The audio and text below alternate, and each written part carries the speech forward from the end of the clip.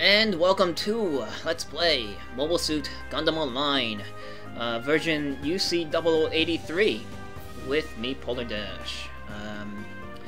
Yesterday, we've left the old version, UC0080, and have entered a, I guess, a version with lots of interesting changes.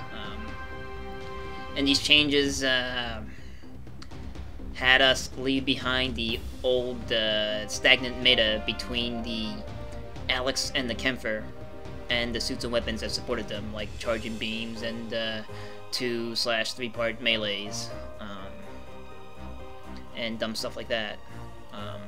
Like, no more will we see Alex's coming in from the top, hitting you with that lame-ass kill bazooka to finish you off with that 2 Gatling death combo, and no more will the Federation see like a squadron of Kempfers coming in on them and dual bazookaing them to do 2 backflips onto the ground and then getting shotgunned to death. No more will we see beam charging Federation heavies just kind of lazily floating around because they got nothing to worry about, being outside the Zeon's range, and from out there shooting their charging beams for knockdowns for Alex's and GLAs to pew to death. Nor will we see any more, or I guess not anymore, but we'll see less of Pixies and Ifrit just having their way with bases, since changes have been made to the game that should slow down their advance. Although a concrete meta hasn't been set yet, I can definitely say we left the old meta with this new version. And I guess with that said, I should just kind of get in the game and I think for this first video, in this new playlist, I probably did form a new playlist for this new version. Yeah, I think for this first video, I'm gonna go and explain the changes that's been made, leaving the last version, for those people that might be playing along, I'm not getting Japanese again, playing along, that don't like using Google Translate, which tends to like spit out incomprehensibles when it goes to translate Japanese. So you might not see any in-game footage for this one, but I hope this first video might be useful for some people that wants to stay on top of the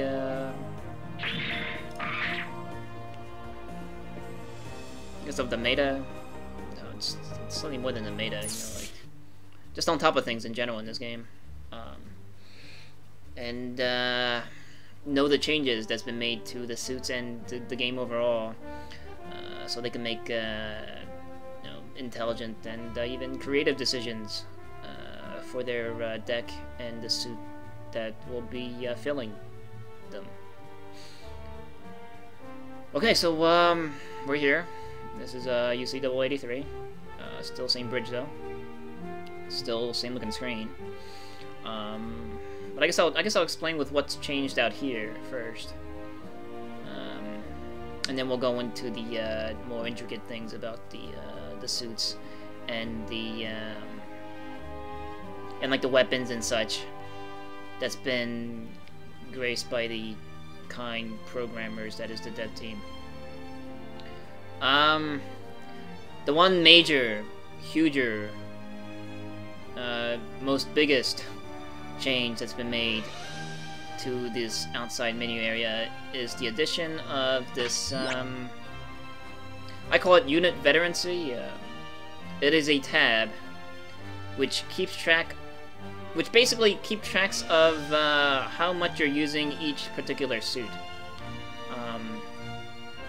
And also, with the addition of the screen comes a new system where by using a suit, or by including it in your deck, and by deploying out into massive battle with it, that suit will gain experience points. And by a suit gaining experience points, they unlock these goodies. And these goodies can be unlocked for every single suit, which I think adds a lot to this game. There is a reason has been given, you know, a purpose has been given to make use of a variety of suits. Instead of that one suit that rules them all. It gives you a reason to try out something different, you know, besides just because you feel like it. Because half of these suits you really have no reason to touch because they're horrible. Now you have a reason, I guess, because it not only does it unlock suits that's beneficial for that suit in particular, it gets you money and items and stuff, right? And people that are playing, trying to use as little money, real money as possible, it's yeah, it's good for those people. And I guess in a you know, in a what do you call it? From the circle of Bandai stockholders' perspective, it might be good for the you know, that the people that buy the overpowered suits, since it gives them more easier targets. Since there are folks out there that are going in using shitty suits to get the freebies that it can unlock.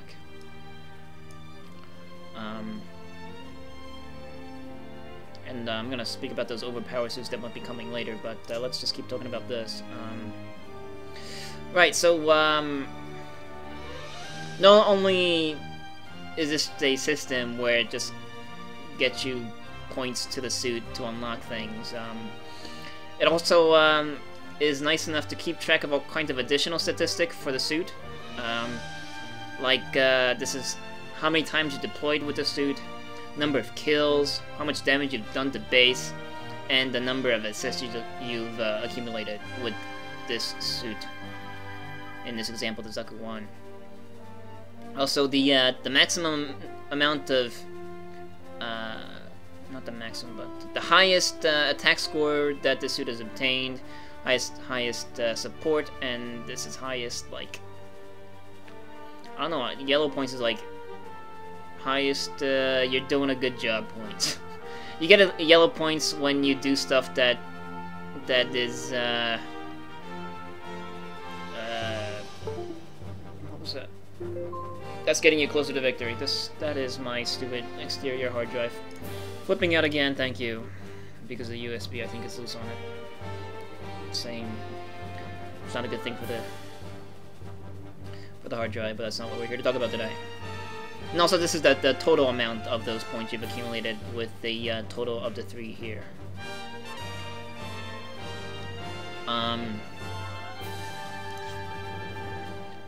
And also, this is a track of my personal, I guess, unit use history. You can even go into other people's. Like, let's see if I can pull somebody from the clan here. Like my good buddy Abathor is on right now, and we can go into his stat screen and go to this 5th tab here from the left and see his unit use history. And also this up here shows you the suit that Abathor has used the most. In his case, the Ifrit. And then down underneath is the levels that he's gotten his suits to.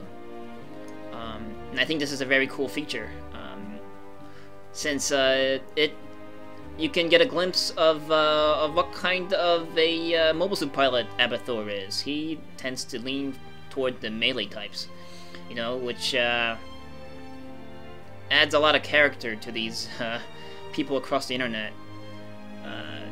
You know, back then you used to only get their personality from this and maybe his name choice and his outfit choice. But now with the combination of this, you know, this and the gangster hat and the comment, Abathur wants to be that he wants to be the pimp king, pretty much, right? Mailing on his Ifrit, pimp caning people. That is Abathur's thing. But the other thing I'm kind of liking is that, like for me, I haven't played yet, so it's not giving me my most used suit. But I guess it will finally show to the world that I am out here not using my Kemper. Which makes me better than them. No, it just makes me the fool that I could be collecting on a Kemper, but I am choosing not to. Like, with the amount of crap I've accumulated, I could have gotten the Kemper for free by using the resources that are usually pay to get. I obtained for free. I could have dumped it into the Kemper gacha and maybe scored it, but instead I've decided to pour all of my heart and soul into that pink Ifrit Schneid, which isn't doing a whole lot for me. But it might change in this update. You know, you might see more Ifrit Schneid action as the days go along, or as the days go on in this double 83 era. But yeah, it'll be kind of cool for I'm kind of looking forward to seeing my stats build up, and all my Zaku's kind of floating to the top. Though Mr. Polar, I'm trying to get Mr. Polar to be a more of a variety pilot. Polar and Francesca is the one that I use to specialize in Zaku's. But I don't know, I just want to see Zaku 2J up here in the most used. I think that'd be kind of cool. And also, like, once the meta starts solidifying around the overpowered suits that'll be released eventually, you know, and while we're waiting for a game angry at the horrible meta, we can once again, you know, click through the Federation players and see what they are fielding. Those shiny gold tier dudes and their OP pieces of shit. But not only can we do that to relieve stress, we can even take a step further and look into their unit usage list and feel content that they're up there using the super suits, because it shows there's proof up there that that's what they field, and only, you know, that's the only thing they field. That's cool. And sometimes we might get a, you know, like a pleasant, I'm not sure if it'll be a pleasant surprise, but a envious surprise or whatever, but a surprise of envy that they're up there with like a piece of shit. But being able to do that is, I guess, something to be proud of in a massively multiplayer online game. The pride in a massively MMO isn't really something to be proud about. But anyway, that's a whole nother topic. That's a whole nother depressing topic altogether. But you know, those people that are up there using shitty suits got something to frame, and I think that's cool too. So yeah, this is a cool change. Oh, yeah, one more thing in there. I don't know, I guess I'll go through what these levels are, what you unlock per level for those people that are playing along. So some of them are pretty obvious, like the numbers, the numericals, but this is color spray. These funny shape characters that are probably more recognizable than this bundle of Moonspeak hieroglyphical moon chicken scratch marks. But thankfully, the things you unlock per level is mostly the same. These are color sprays, so every some levels you unlock some color sprays. Those are money. This is a high quality color spray, which sells for more than these. I usually tend to sell these once I get a certain amount. And at level 3, this is the bonus to upgrade you get. And you can get it, you can unlock it 3 times, right? Level 3, 5, and 7. So, at level 7, the Zaku one here will have a 3% increase to his upgrade success chance, which would equate to less failures when you go to use your consumable mechanic tickets to make him a high level. 3% isn't a high percentage, but this is a pretty big deal. Getting any kind of an increase to a success chance is a good thing. Especially since it adds 3% to both the chances of getting a success and a critical success. So at a total, you're getting a 6% less chance of failing. Now, that's a big deal. And then if you like couple that with the bonus you get for being in a clan, like I think for me being in this English-speaking Neo-Gunsa clan, I got like a 3% chance to upgrade throughout all my units.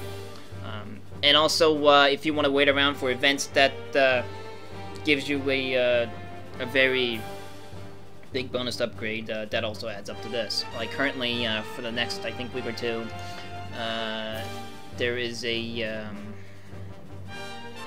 7% bonus to success and critical chance for everybody right now. With this is the campaign. It's to the 10th. It's only for this week. But yeah, all these chances, or these improvements to the percent adds up. So you'll be failing less, which is good, because failing is really, really frustrating. I've been down that road plenty of times, where I'm just like trying to, I don't know, I'm like scratching at air, and I don't know, yeah, in frustration. And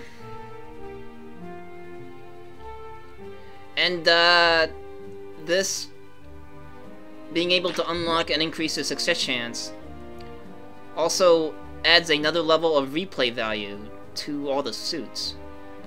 And also it'll give you reasons to like make silver prints of the suits. Since these experience points aren't attached to the particular suit in your garages, it's basically keeping tabs of how much the player is gaining experience riding this particular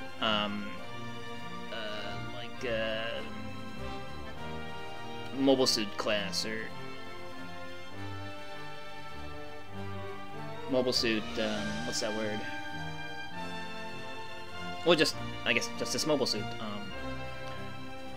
So, like if I'm riding a, Zaku 1 that I build, and then I sell it and build another one, I still have the same, I still have this. I'll still have what I've done to the, or how much experience I've gotten and all the numbers I've accumulated for the Zaku 1 I sold. Just it's keeping track of my usage on any Zaku 1 and any whatever suits. So like, if you're planning to eventually by, collecting all the freebies, the GPs and stuff, to get a suit that is normally very hard to obtain besides pumping rare money into it, like for example, like right now the Zaku Tukai is only DX gacha only, which kind of makes it hard to get if you're starting from nothing. But like as you roll to get him, you might get a silver print version, which would have left you disappointed in the previous version, in the UC 080. But now you can make that silver print and just throw in some random upgrades, right, to keep it functional, and just deploy it and let it accumulate experience points. So, so when you eventually, at the end of the road, get your prize Zaku Tukai gold print version that you've been looking for, or you've been looking forward to, you've gotten experience points on the Zaku Tukai already, since you've spent time on a silver print before obtaining this new gold version. And then when you go to build that gold version, you got your 3% bonus, along with all the other bonuses that you might have. And I think just by that,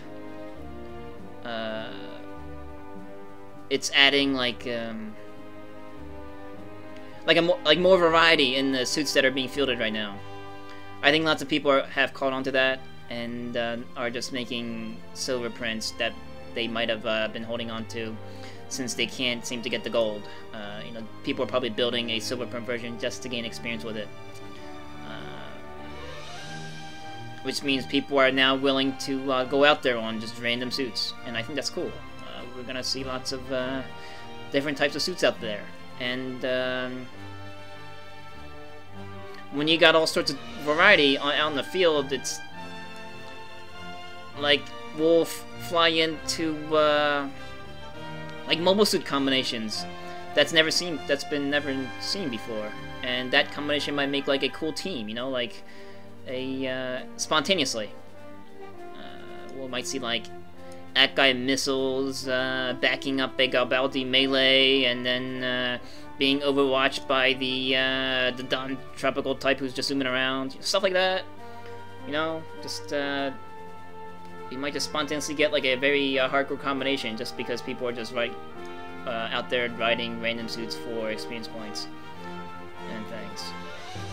Right, so I think this is it's a single extra tab in your stats page.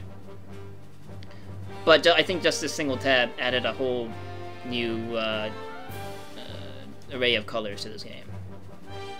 And that's pretty cool. Whoops. Okay, so that's that. What else changed? I suppose...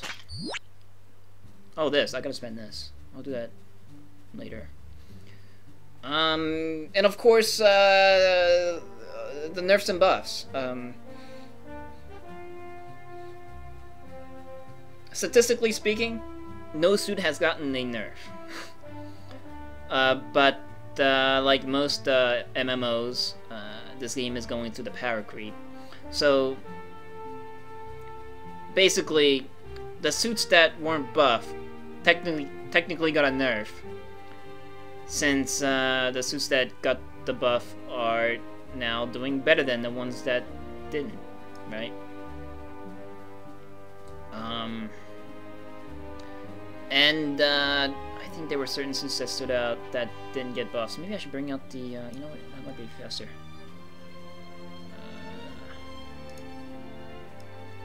Let's see.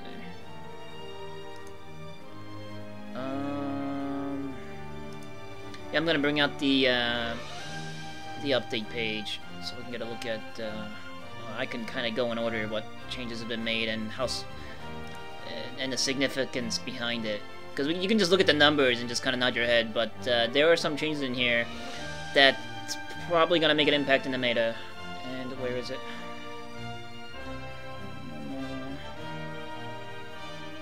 Here we go.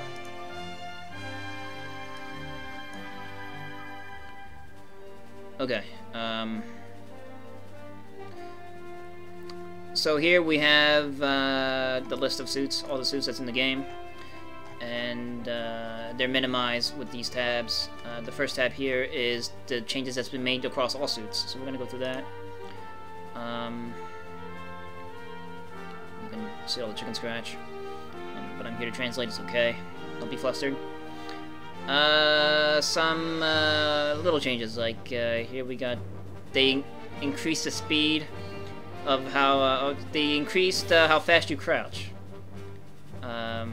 So now you can use it in response to a huge damaging bazooka that's coming toward you. Being in a crouch position doubles your damage threshold for knockdown. So you can save yourself from getting knocked over onto your face by crouching now, since you can react to it better. Here, all suits can now boost up to the same altitude, max altitude. Before, like, I think suits that had the higher speed or something can boost up further than others. Now they're all the same. This is a big deal for, I think, hover suits. That means hover suits can get up to the same altitude as everything else. That's pretty big. That means Zoms can get up in the air and get on top of buildings easier. And this also is a good thing for heavies too. Heavy types have a crippled thruster compared to assaults. Assaults can just kind of go whoop, and heavies used to go like this. I think in my videos it was really noticeable in Texas Colony, like where the ramps were. At the bottom of the ramps there are those what are those things called? Those gantries, yeah, gantries and stuff. That suits can use to get to the higher level, but the heavies had a hard time getting onto each level of the gantry to get to the top. Now they shouldn't have a harder. Now they shouldn't have an easier time. I mean, it's either that or the max altitude of assaults got reduced. I don't know. It's been made equal either way. That's a big difference. This is also a way cool thing for heavies. The amount of boost consumption when you jump has been reduced. Makes moving around easier. It's awesome. This, I'm not sure if I like this change. The speed at which you go in and out of scope mode has been increased. So you can, like, quick switch, or quick scope for kills, I guess. Easier. Might be cool for my Gyalgu cannon. Definitely cool for units with sniper rifles that don't have a high zoom. Since I hate that fade-in. It's annoying. This, you can leave scope mode by hitting the action key. By default it is F. And this is good for those suits that have weapons that have like a two-stage, like 2 zoom modes. You don't have to click through the max zoom to get back to get out of the zoom, the scope. I like this change because I never used the second zoom on sniper rifles anyway. Maybe that's why I'm missing a lot, but I don't know. I like this change. This change, saying those units that don't fall over, the threshold, the damage threshold for stun has been increased for these suits. And suits that don't get knocked down are like tracked suits, like the Herder Boo and the Zaku tank and the gun tanks and the Gigan. And I don't know, I'm trying to think of Federation suits that don't get knocked down, but the one that's coming to mind is the gun tank and the mass-produced gun tank. But yeah, those suits, they can't fall over, but they can still get stunned, and now they're more resistant to stun, which is cool, which makes them more tank-like. This is certain classes of weapons do not stun or knock down. This includes the machine gun, the Gatling gun, beam guns, and beam rifles, excluding charging beam rifles.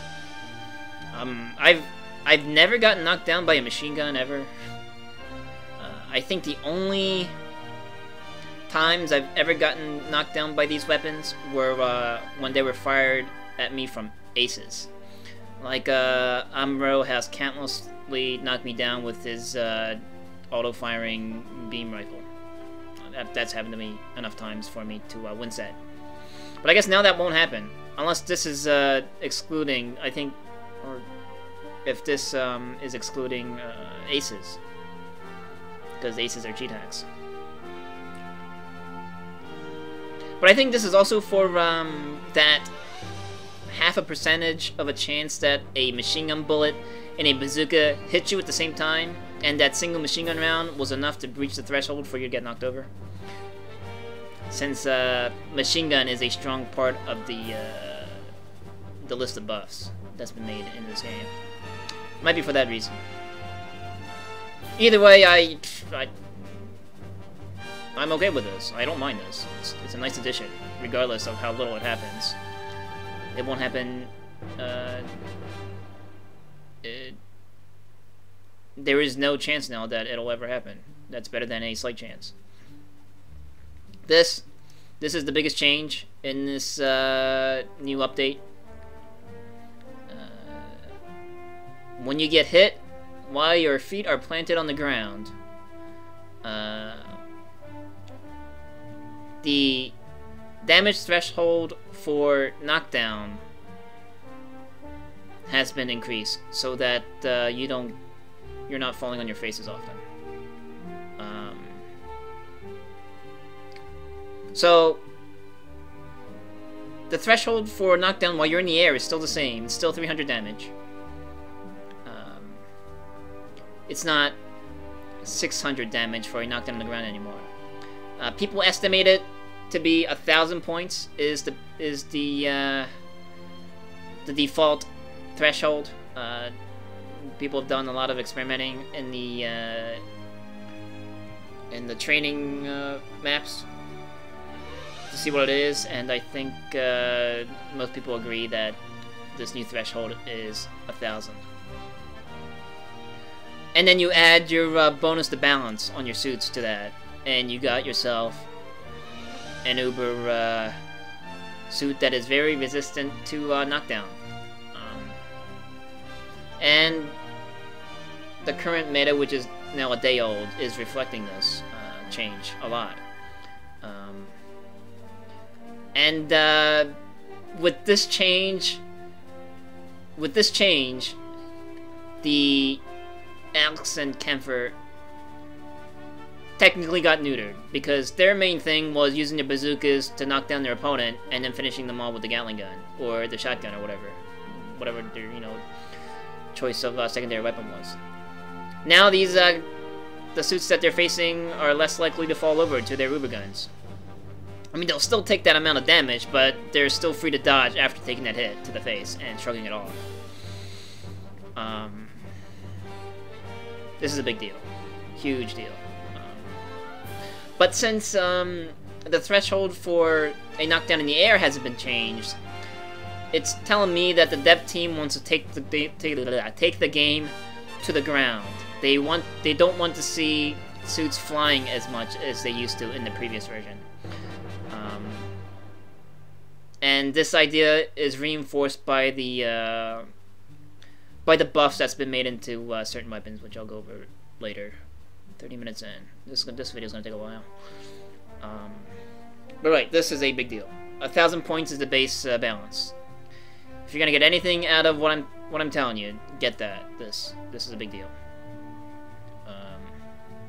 And all these other changes are minuscule. They are dwarfed by this change. They're not even worth mentioning. Like this. Well, this is actually a big deal for me. The range at which your lock-on functions has been lessened, which means that your weapon's lock-on is less than its maximum range for the gun. What I like to do is I just like keep spamming the right click, which is the lock-on button, for the game to lock me onto a target that I can't see, or like that I might be that might be camouflaged somewhere. Like I do that when I'm flying out in the open. You might hear me like do this across it through the microphone. That's me just spamming the lock on for the game to ID me targets. That won't be as useful. Doing that won't be as useful now that the lock on range has been lessened. But this is a good change, regardless. This is a bad habit to do. This whole locking thing. I was just abusing it. But now this adds another I guess another fold of skill, right? You need to visually ID your targets for you to aim and shoot at them. I don't see anything wrong with having to do that in a third-person shooter. It is a game where you shoot things, right? Not spam right-click and have the game shoot things for you. No, it's a good change.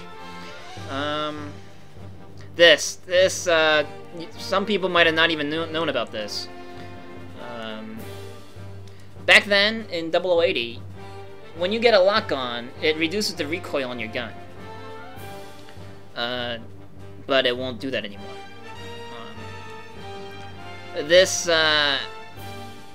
That bonus was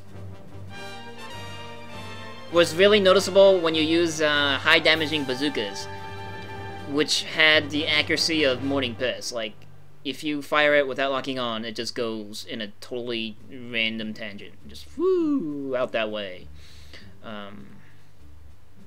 That's why I like to try to get a lock on when I go to fire my bazooka type F. I would even do it, even though I guess I can't even lead far enough for me to get the hit because of for this reason. I would like actually keep the lock on and then try to let my mobile suit guide itself to its 6 to make that shot with the bazooka. For this reason, because without locking on, your accuracy with that bazooka is shit. But now I don't know what'll happen. I guess they did this to nerf the bazooka even more, and then buff the machine guns, which they want, I think, to be the weapons that'll be doing the work from here on out. Machine guns and beam rifles. Although, to mitigate some of the negative effects from this change, a lot of the weapons have gotten a boost to their accuracy. Right, so with these two changes, I think it's good. It means that you're relying less on lock-on and more on manual aiming. You know, the game is trying to make new types out of us, and I don't see anything wrong with that. Except for those times when my bazooka just goes a totally wrong direction because the lock-on isn't working. Then I'll complain. Right, this. This ties in with this. You get a penalty to your accuracy when you're moving around. They lessen that penalty. I'm guessing because of this. And that's pretty good. That's okay. That's good. That's good with me. No one really knows how much of a penalty you get when you're moving to the weapon's base accuracy, but knowing that it's got lessened is good. And because the theme of version updates in MMOs is increase the damage across everybody, the armor on bases have been increased. Also, the repair stations next to bases have more armor now, so that they don't insta-vaporize. Because these repair pods are pretty important for healing your guy up. Okay, and this is weapons. The changes that's been made across all the weapon classes.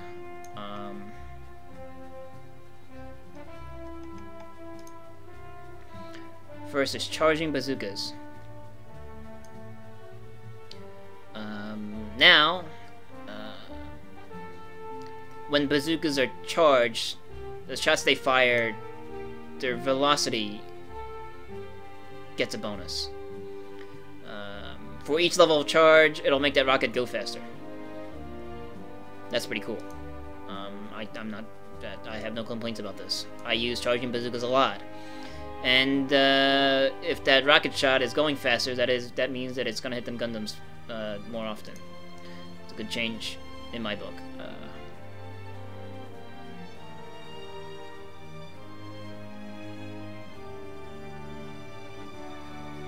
Oh no, I'm doing it backwards. That's this. This one, so I just did it the other way around, but it's okay. This one, the higher level your charge, the, what do you call it? Your splash damage gets watered down less. The further the target is from the impact point. Does that make sense? So like, with no charge, if your target is at the edge of the blast radius, he'll take next to no damage.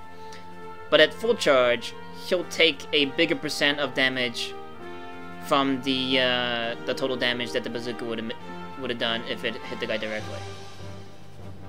That's all this means. Your target will be taking a higher percent of damage from the splash if the bazooka is charged more. And this is the speed. Next is heat rods. This is interesting. Heat rod weapons.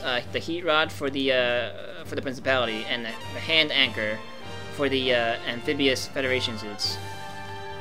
When they get a hit, it will auto-destroy the shield that the target was equipped with, regardless of the damage of the heat rod or the amount of armor left in the shield.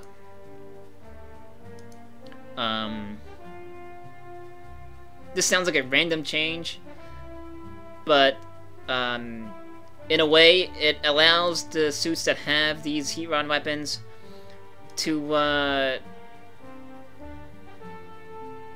skip a sword swing for the kill. Usually, after you get the knockdown from a melee dash melee, as that unit with the shield is getting back up, he gets to block one swing of your melee with the shield that barely has any hit points left on it. You know, the shield that survived the first dash attack.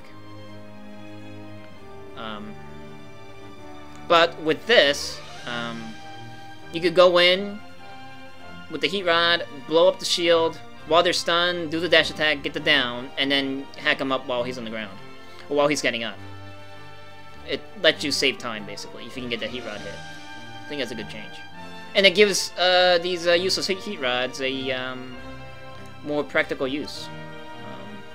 Heat rods weren't really meaningful in the last version, but now you got something to play with. You got an additional feature on the heat rod for you to make use of, to try and experiment with. That's good. This is the change I've been waiting for. Repair pods. Well, not this exactly. But this is also nice. Repair pods remove debuffs from you. Debuffs include camera malfunctions from ECM rockets and grenades. And if you happen to get heat rodded while standing next to a repair pod, it'll remove the stun effect from you. Also, like fire effects, if you're on fire, as you often see me in the games, you know, shout, "I'm on fire." Getting to repair pod will take out the flames. And that's a good thing. This won't remove the red boxes from camera guns, nor would it cure you of the inevitable from chain mines.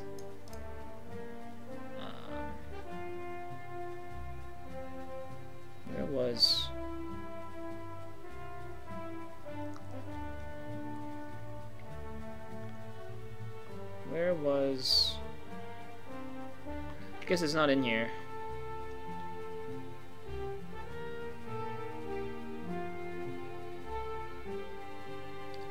It's not in here, but one of the changes that was included in the game was that the repair torches will remove the red boxes from you. It's been like the one change I've been looking forward to since the beginning of the Universal Century. But yeah, that's one of the changes. These are all kinds of like nifty gimmicky changes. This, in particular, this is to artillery weapons. Now artillery mortars, they will come down faster the closer you are to the target. So if you tagged a piece of land here, when you're here, they will come down. Your rounds will come down faster. If you target something way out here, it's gonna take the mortars a little more time to come down. Makes sense. Good change, I think. It'll be an interesting change. There are some suits that have artillery weapons that drop that you know, their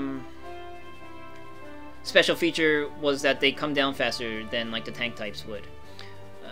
The one that comes to mind is the Zaku 2 artillery type. There was that Zaku 2 that used its cannon as a mortar.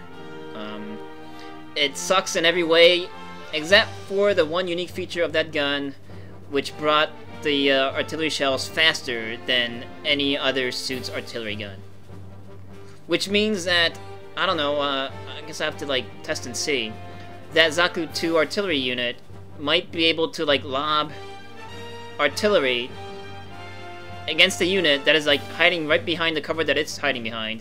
Like, and the rounds might come down real fast. Like, it might go like up, and then while it's like going for the guy, you know, giving them the warning signal, the bombs are already falling on his head. That might be interesting and cool.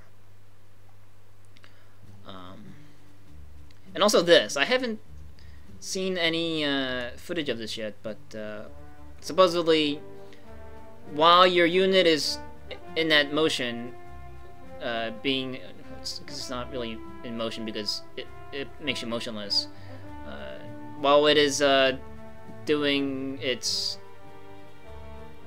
artillery firing animation, supposedly like a little screen will pop up, which will show you the point of impact to see what you hit and stuff. I'm not sure if this is a good change or not. It seems like it's one way of spying against the enemy. Let you recon the enemy in like a really weird way. We'll see how. I guess we'll have to see what the people say about this. My opinion is that I'm not really into this. Feels like it's giving artillery players an unnecessary advantage. But I guess it gives you something to do. Like, while you're in that pose, you're kind of staring at your suit looking funny. But now you got something to watch while you're artillerying. Which is already saying a lot about artillery classes in general, that they're fucking boring. You got nothing better to do than just staring at the map or staring at something else. It's stupid. Anyway, let's try to stay positive here. It's a brand new update. We need to be up and up. And high on Gundam life. This is cool. Certain special equipment can be used in conjunction with other weapons. This includes the... I don't know how this is pronounced in English, but it's the Frigi Yado. I don't know what that is. It's a Frigi Yard. Like, what could Frigi Yard ever mean? Is that some other language for something? I don't know. And the stealth mode. The Frigi Yard is used by the GOG, and the stealth mode is used by the Ifrit Nacht. Before this update, in order for you to make use of these equipment, which renders you invisible to radar. If you go through an area covered by radar, enemy radar, with this activated, you don't come up on the enemy's map. The Frigi Yard can only be used underwater, though, to stealth anywhere. But now, not only do you get that stealth bonus, you can have another weapon out while you have these things activated. Because they took up a slot in your 3 weapon slots, in order for you to use these, you had to have the weapon selected and activated to get the benefits. But now you can go to the slot, activate the equipment, and then go back to another weapon. Not sure how much that's giving a benefit to the GOG, but it's a huge deal for the Ifrit Nacht. Because now he can activate stealth mode, go into his D3 sword, and then get the speed bonus he gets from doing the dash attacks repeatedly, which lets him cross the radar coverage area faster. The huge disadvantage that the stealth mode had was that it didn't last very long. I think it only lasted 10 seconds. The update might have changed that. But in the 10-second span, players had no way of crossing the diameter of the radar coverage of the radar part type W. So you were getting caught in the radar before you can exit its coverage, which made the stealth mode useless. It was just a waste of weight load. But now you can just kind of D3 out of it in like nanoseconds. Which means that you can like cross like a good chunk of the map, stealth, zipping away on your D3 melee. That's pretty epic. It's a big change. Those of you that are running Ifrit Nox might want to consider trying out stealth mode with your D3 to hit base.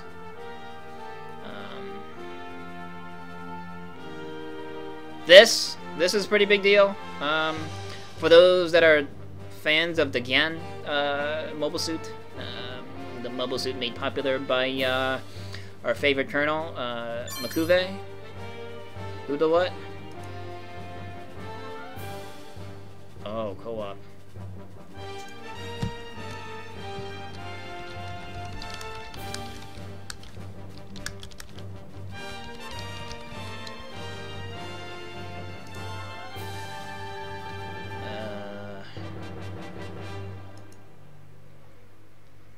Right. The Gyan can now fire his the weapons that he has loaded in his shields without having to drop the advantage of the shield, like without having to drop guard. These weapons include the needle missiles and the hide bombs. So now you can pew away with your Gyan's missiles. And still gain and still have the benefits of your shield. That's a pretty big deal. So the Gyan might be one of those suits that can be flying around in the air without having to worry about getting dropped to the ground because it is firing its weapons. All other suits, while they fire their weapons, they have to drop their shield, which is a scary thing to do in this new version if you're in the air, since so many things can knock you down. But since shields double your balance, or double your threshold for knockdown, being able to fire your weapon and have the shield out at the same time is pretty significant, I think. The Federation's GM Guard Custom also gets this bonus for his Shield Vulcan, but the Shield Vulcan is just, it fires peas.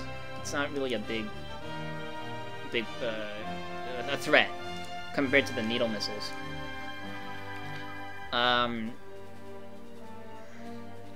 Oh, and one other big change for the Gyan. It's not here, but they snuck in this change on the update day. The Gyan can now equip both his needle rockets and his needle missiles at the same time. That is humongous. That brought the Gyan from complete uselessness to acceptable levels of competitiveness. That change alone turned the Gyan into like a non-amphibious and I guess thinner Zugak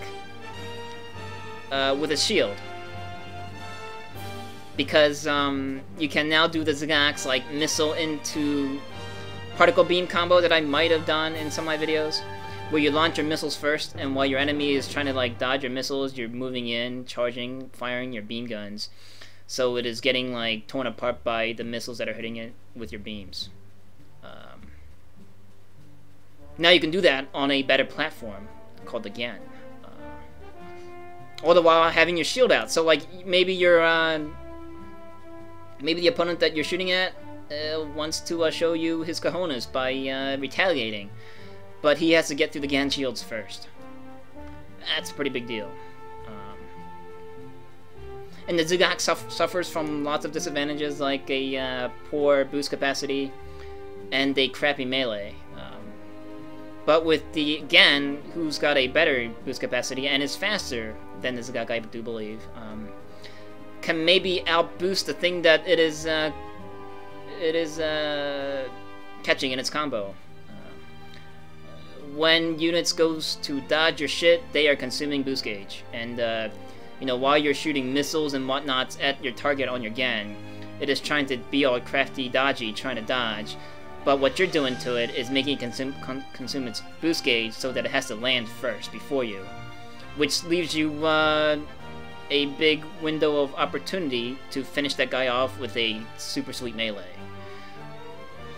All kinds of new opportunities for combos has arrived for the Gen.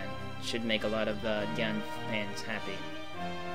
I used to not like the Gen. I always thought it looked silly and dumb, but the Gen grew on me. The more the more that I had people tell me about how cool it is, and I should realize and appreciate its awesomeness. And you know, the Gen is did looking pretty cool after that. Anyway, alright, let's keep going. These changes also big. Standard dash attack, or dash attacks, yeah, standard as in one non-consecutive dash attacks deal 3 times more damage now, not 2. And during the 14 days of limited battle,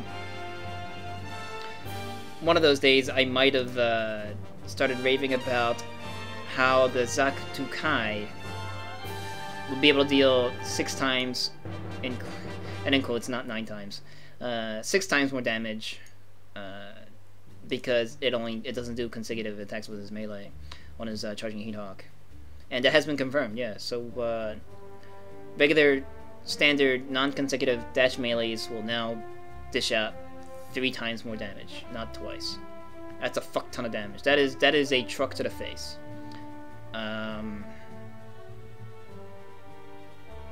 And for the Kai, that is a truck to the face, which happened to be pulling a tank of pain. That's how painful the Kai is now with this buff.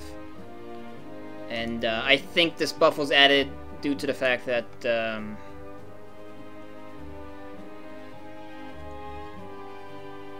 that the threshold for knockdowns on the ground has been increased. Since melees really do require you to knock the opponent down to be able to follow up, or at least to be a viable combat option, since if the guy doesn't fall over, he's just gonna pull a gun on you and shoot you and kill you. But yeah, rest assured, melees will continue to knock guys down. And as much as people hate knockdowns, knocking down a suit with a melee attack makes sense, and should be the result, because I don't know, it's a pretty risky maneuver going into melee, and you should be rewarded with a knockdown after you know, summoning the guts to go in for it. Okay, so that's standard melee. Dash attack melees that are consecutive, like 2 or 3 part, still only deal 2 times damage. I think this is a good balancing act here, right? Because consecutive dash attacks has more versatility in like at its effective distance compared to standard melees, and also the fact that you can change direction in your second part. And I used to do this. I used to use that change of direction to get into cover. Like I would dash attack behind a wall or something.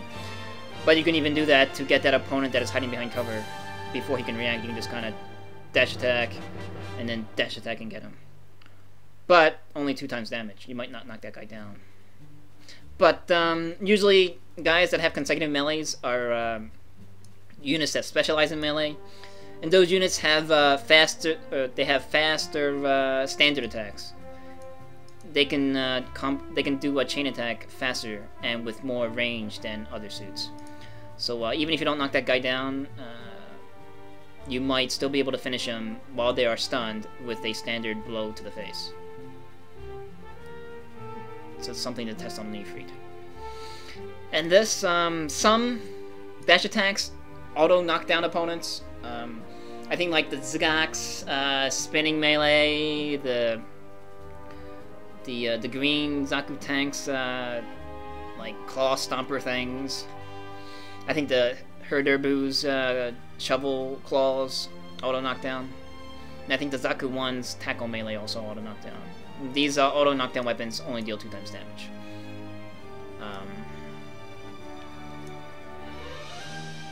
And I guess that's okay. I mean, for a additional feature, they got a slight penalty to their thing.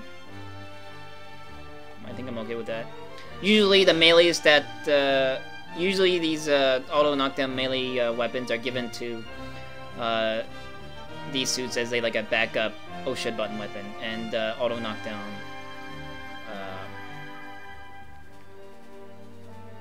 still serves as a good oh shit device, even if it's only dealing 2 times damage. Okay. This stuff,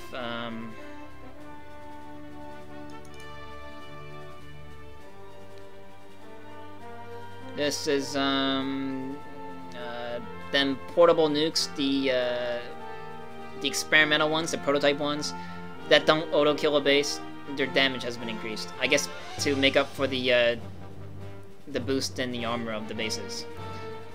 The armor on aces has been increased, probably to make up for the fact that all suits will be dealing out more damage now. And the bombers that the commanders can summon are immune to anti-artillery pods from the support guys. That's a big deal. That means if you play commander, you can wipe out enemy anti-artillery pods with your commander powers. Also means that if your team managed to take out all the anti-artillery placements that come with the base, those can still block the commander's bomber ability. But if your team managed to take them out, that means that the enemy side has no way of stopping the commander's bombers from wreaking havoc on your base. So that's a pretty big deal, and gives you a reason to take out the anti-artillery pieces on bases. 1 hour in already, and I haven't even gotten to the suits. I think I might separate the videos. I'll talk about the suits in the in the next video. I'll divide it because there's a whole lot of material to cover here.